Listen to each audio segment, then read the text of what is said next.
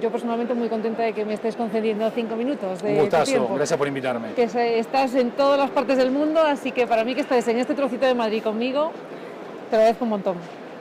Bueno, personalmente yo tengo tu libro. Qué bueno. Sí, Espero que lo leas.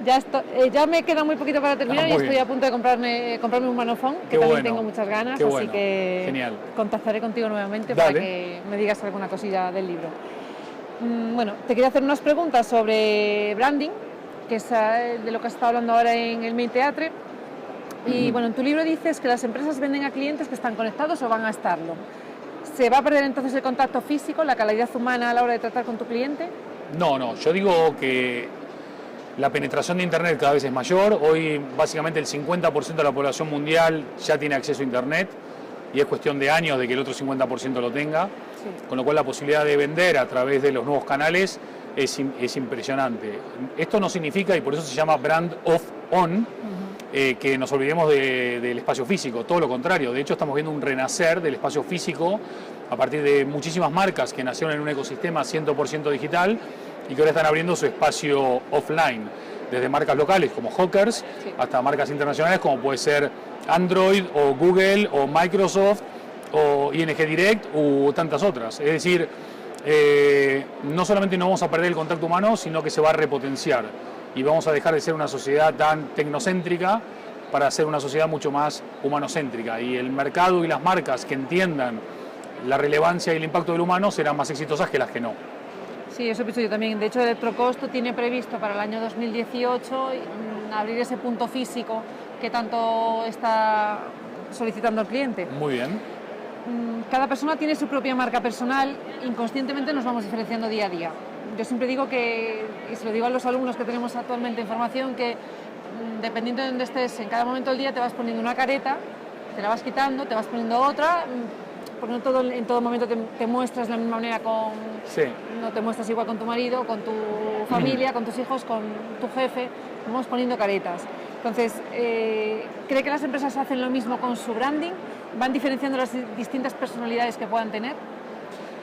Es una muy buena pregunta y la respuesta claramente es: la marca no puede hablar de distinta forma a distintas audiencias porque las audiencias se terminan entrelazando. Tú imagínate que Electrocosto le habla a sus empleados y le dice una cosa, y luego a sus inversores le dice otra, y luego a sus clientes le dice otra.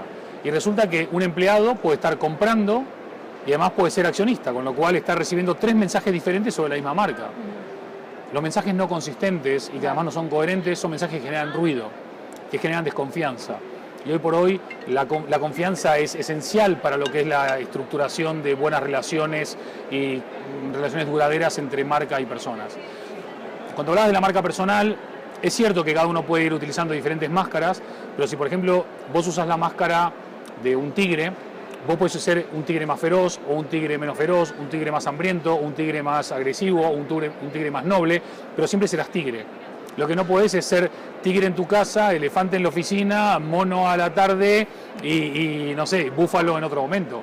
Porque si no sos siempre lo mismo, la gente va a decir no es coherente, ¿no? Sí, es correcto. Quería hacer una pregunta, voy a enlazar una con la otra. Bueno, ¿qué concepto de branding se tiene en España y si está bien aplicado por las pymes? No, en España, como la mayoría del mundo, el concepto de branding todavía no se termina de entender, no se termina de interiorizar y no se termina de abrazar. En el momento que las pymes y las grandes empresas se den cuenta de la trascendencia y la importancia estratégica que tiene el buen branding, claramente estaría en el top de todas las agendas y de todas las empresas, sea del tamaño que sean. De hecho, todas estas empresas, pequeñas, medianas o grandes, están haciendo branding. Lo que pasa es que no lo están haciendo de manera profesional o de manera estratégica o de manera consciente. Con lo cual, siempre digo que una buena estrategia de branding no te asegura un éxito, pero una mala o nula estrategia de branding sí te va a llevar a un lugar poco deseado. Entonces, despertar la conciencia de la relevancia de branding implica precisamente ser coherente, constante, establecer relaciones, diferenciarte, ser relevante para la vida de las personas y entender el porqué de tu existencia para que el cliente le dé valor a tu existencia, ¿no?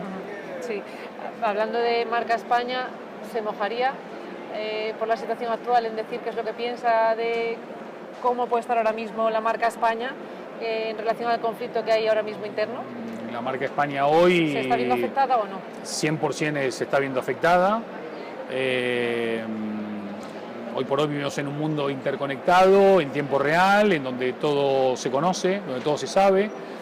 En un mundo también donde lamentablemente las fake news corren como reguero de pólvora, las noticias que son mentira. Hace unos días el diario The Guardian salió a pedir perdón porque habían dicho que había habido 900 heridos en Cataluña el 1 de octubre y salió a decir que ahora que pudo recibir información correcta eran 2. Esto afecta a todo el mundo, afecta a la credibilidad del medio, afecta a la opinión pública, afecta a las sensibilidades.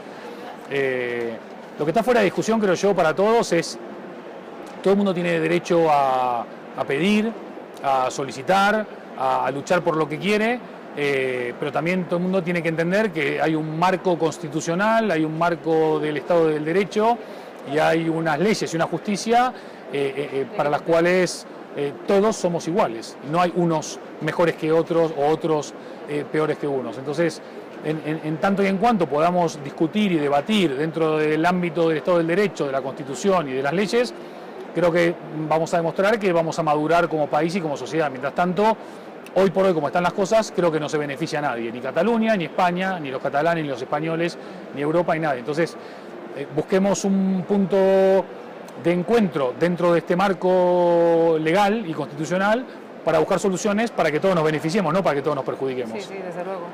Totalmente de acuerdo. ¿Conoce a Leo? Sí, lo vi en Twitter hace poco, estuve hablando con él, muy simpático. Sí. Sí, me dijo que estaba leyendo Brandofón también. Eso es, Leo está conmigo aquí leyendo Brandofón. ¿Y creo que una empresa como Electrocosta está haciendo un buen uso del de-branding con Leo? Bueno, lo que es el de-branding es una cosa y de-branding es otra cosa. Del branding, decís vos. Sí. Mira, si la marca ha entendido que crear una mascota permitía humanizar la marca, establecer una relación más cercana, más humana, más divertida, más desfachatada, más amigable, pues está bien. Si no, no. Entonces, si ese era el objetivo, está bien logrado. Y si ese no es el objetivo, pues hay que retenerse el objetivo. Y ya correcto. Está. Vale. ¿Por qué tendría que recomendar su libro, Brandofón? Por lo que venimos hablando, el branding en el siglo XXI no solo es necesario, sino que es inevitable. Brandofón es un libro que está escrito para todas las personas que saben o no saben de branding. No es un marco teórico, sino que tiene más que ver con cómo moverse, cómo gestionarse, cómo construir marca en esta nueva era que es la era digital, tanto en el on como en el offline, y desde atributos muy humanos y utilizando la tecnología como medio y como herramienta y no como fin. Cualquiera que quiera construir una marca de éxito en el siglo XXI, yo le recomiendo leer Brandofón. Medios especializados y escuelas de negocios como el Instituto de Empresa, el IE, han dicho de Brandofón que es uno de los libros más influyentes del siglo XXI. Lo que digo yo es marketing, lo que dicen los demás es branding, así que eso sí es verdad. Está bien que los demás recomiendan leer un libro como este y yo creo que vale la pena hacerlo, aparte de que porque es ameno, es humano, es cercano, es comprensible y es aplicable, ¿no? Sí, sí. En el libro, de hecho, habla mucho sobre la creatividad y al final, bueno, que vamos a tener que emplear más estrategias de branding, de marketing, comunicación, dejando las tecnologías un poquito a un lado, no obviarlas, claro. Yo quería preguntarle, la semana pasada yo estuve en un congreso sobre pues el off al on, o sea, las empresas que van del on al off o al revés. Y una de las ponencias la dio Rudy Bianco, nos estuvo hablando sobre inteligencia artificial, los chatbots, los robots, y lo que nos decía, nos puso un vídeo donde se veía cómo los robots iban prediciendo lo que el usuario quería escribir. ¿Nos vamos a volver tan sumamente predecibles que ni a un robot le vamos a sorprender? ¿Es a lo que estamos destinados? ¿Somos ya el humano completamente predecible para que un robot sepa ya lo que realmente le queremos pedir? Bueno, yo creo que precisamente la creatividad es lo que nos diferencia de los robots. Con lo cual no sé qué nivel de predictibilidad puede tener el robot. Para algunas cosas sí, si vos, por ejemplo, todos los lunes comprás tomates en internet, el robot o el algoritmo ya tendrá detectado que vos compras tomates en internet. Lo que el robot no puede saber es el sentimiento de amor que vos puedes tener con tus padres, o con tus hermanos, o con tus hijos, o con tus amigos, o con tu esposo, o con quien sea. Podrá intentar predecirlo, pero eso es impredecible. O sea, cuando amás con todo tu alma, eso, el robot, ¿qué sabe de amor? ¿Qué sabe de creatividad? Sí, sí. ¿Qué sabe de la relación padre-hijo? ¿Qué sabe del dolor de perder un ser querido? ¿Qué sabe de imaginar lo inimaginable? Si el robot está construido en base a lo que el ser humano conoce, no en base a lo que el ser humano no conoce. Hay mucha gente que elegirá la comodidad de que se le dé todo hecho, y hay mucha gente que entenderá que la tecnología puede ser un facilitador, pero no un suplantador de seres humanos. Pero eso ya son elecciones muy personales.